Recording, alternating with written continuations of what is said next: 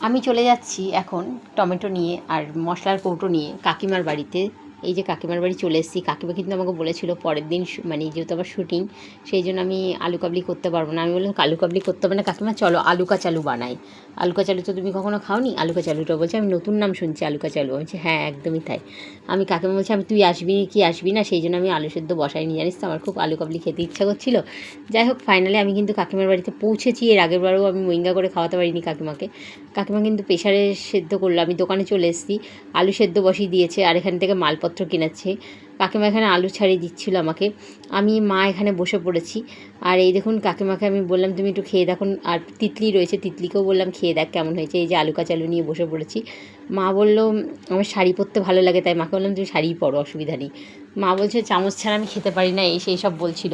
তো যাই হোক এই যে আমরা খুব সুন্দর একটা ছোট্ট খাট্টোর মধ্যে পিকনিক করে নিলাম। এই যে আমার আলু কাচালু সবাই নিয়ে কিন্তু বসে পড়েছি। সবাই বললো খেতে খুব ভালো হয়েছে নাকি।